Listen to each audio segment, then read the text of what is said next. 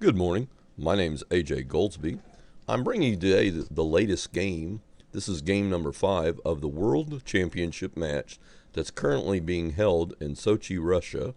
And the match is between Magnus Carlsen, who is the current reigning world champion, and Viswanathan Anand, who was the former world champion, the person that Carlsen defeated, and also the current challenger as well. And the game was a Queen's Indian. It was played in pretty much record time, as far as I know. I'm not sure of too many World Championship games that was played this many moves as quickly as this was. They fired off the moves pretty quickly. I've already run through the game a couple of times with the engines. I saw no significant variances. In other words, neither player missed anything of any significant value. And, they haven't analyzed this game on ChessBase yet, but I believe I'll just go ahead and take a stab on it and get this out on the internet today, so that way it's current as possible. I'm posting it on the same day. And without any further ado, we're just going to go ahead and jump into the game. Again, this is Game 5 of the World Championship match. Viswanathan Anand is white, and Magnus Carlsen is black. And the game was a Queen's Indian. That is the ECO code, I believe, is E15. But anyway, start off D4, knight F6, to C4, E6, knight F3. Now these lines, as far as I know, excuse me, are pretty much out of favor. Those are not the lines that are considered topical at the very top level. In fact, well, we'll get to these were the lines that were popular when I was first coming up in chess, and then later Garry Kasparov came up and he popularized 4A3, pushing the A pawn on move 4 or 5, and that line pretty much took over. But anyway, B6, G3, bishop B4 check. This is a very solid line for black. It's kind of like a Bogo Indian kind of approach. Bishop to D2, white doesn't want the double pawns. Bishop E7, knight C3. You can also play bishop C3 there, but knight C3, that's just a very logical move, developing another piece, hitting center. Bishop B7, bishop G2. And now black has a number of different ways he can equalize. The way that Carlsen chooses is considered to be one of the more reliable, according to the various theoretical works that I have on the Queen's Indian. C6, E4, D5, E takes D5, C takes D5, knight E5. Now white has a nice pin here on the long diagonal. Obviously a move like pawn takes pawn is impossible because of bishop takes G7. So there's a nice pin on the diagonal.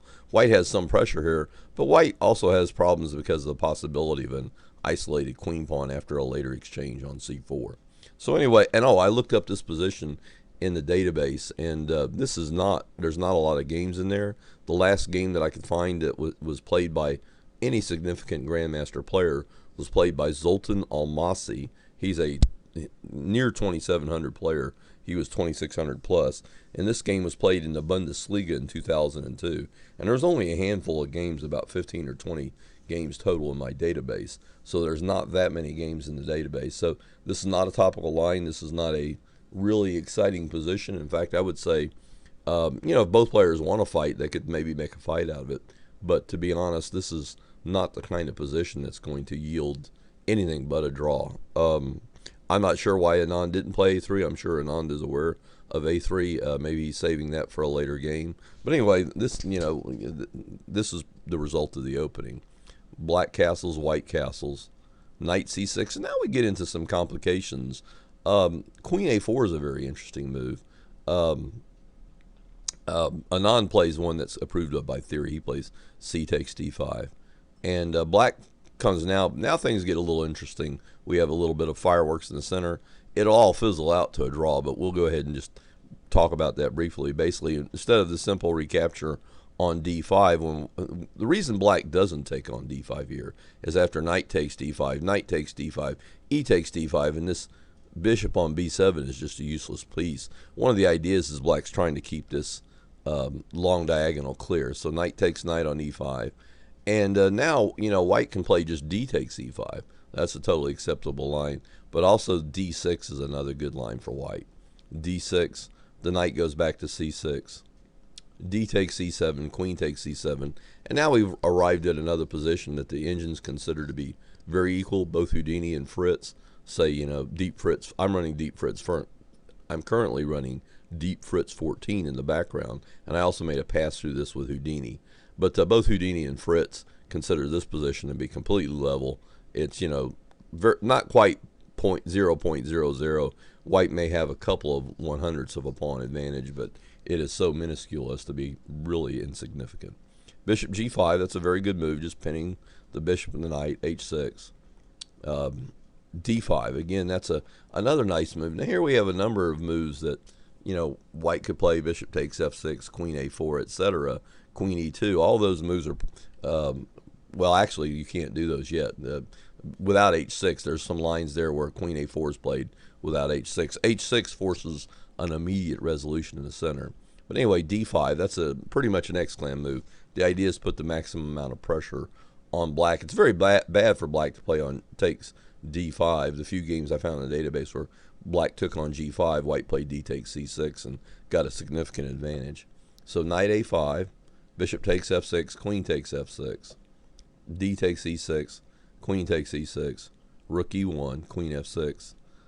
Now here's a position here, and again this position is also very equal. White has supposedly, according to the engine, a few 100ths of a pawn advantage, but nothing really significant. Both queen a4 and bishop b7 are playable here. Anand plays a move, in my opinion, that if I were trying to keep the game alive and try to keep the game interesting, I might have been tempted to play either bishop takes b7 or a queen a4 here. But Anand plays knight d5, which guarantees pretty much further exchanges. Bishop takes d5, bishop takes d5, ra d8, queen f3, and now Carlsen could have just simply traded queens here, and that would have been, a pretty much an easy draw. He snatches the pawn on b2. Some of the commentators said they thought that was risky, but in actuality, it's again going to lead to a draw because he's going to give it right back.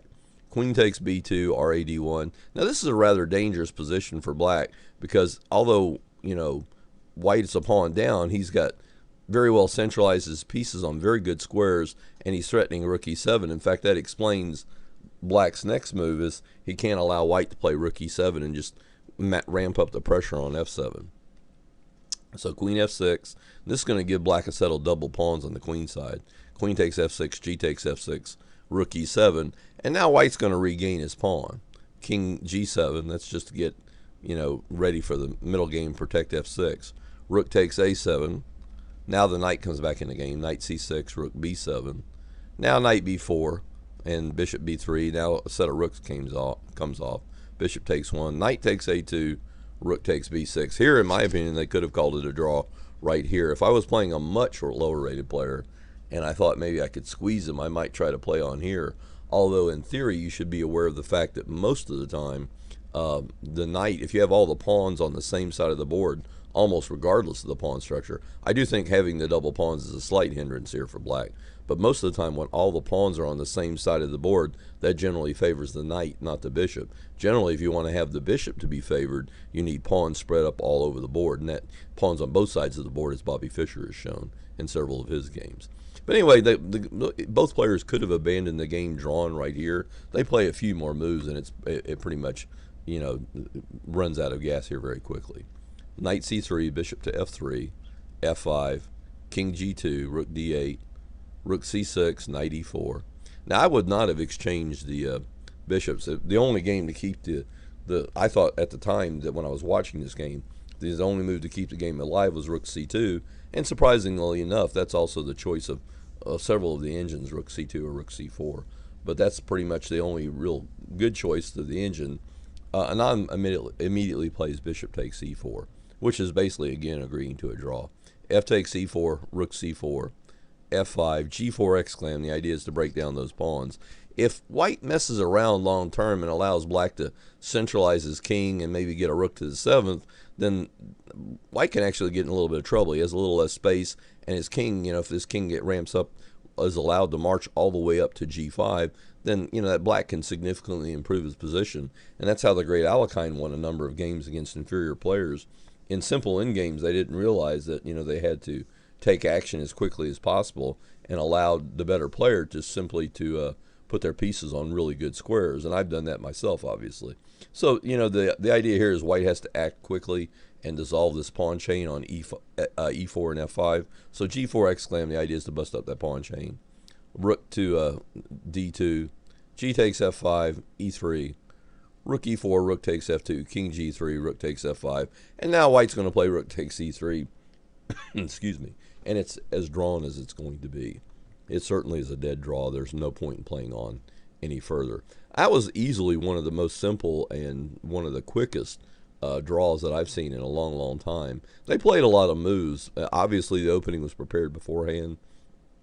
Both players were extremely familiar with the opening. Carlsen fired off his moves. I mean, his first 10 moves must have come, literally in just seconds. I mean, I was watching the replay, watching the live feed online, and also the replay of the video. But he was just firing off his first 10 or 15 moves literally in just a matter of a few seconds each. I don't think he ever paused hardly at all for the first 10 or 15 moves. But anyway, that's pretty much the whole game. That concludes my coverage of this game. I don't think either player missed anything significant. In fact, I would go ahead and state right now that I'm almost sure neither player missed anything significant. There were chances to play on and make the position more complicated. Both players seemed determined to swap down. I mean, I don't know if both players were wanting to make a draw. Maybe just both players came to this game sufficiently well prepared to whereas the opening just did not allow either player to play for an advantage. But anyway, that concludes my video. Thank you for watching my video. If you like my videos and you like my web pages and you would like to support that and you really enjoy them, please go to the PayPal website. That's www.paypal.com and make a donation under my email address, which is lifemasteraj@yahoo.com. Thank you for watching my video and have a great day.